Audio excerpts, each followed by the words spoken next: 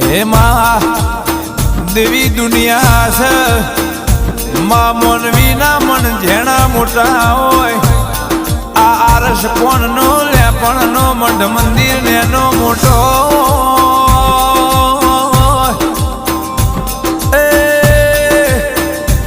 પણ એ ગોખલામાં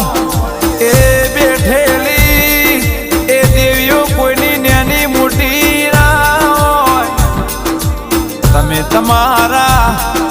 દિરાને જેટલું મોટું કરો એટલું તમારું દેવ તમને મોટું કરાવવાનું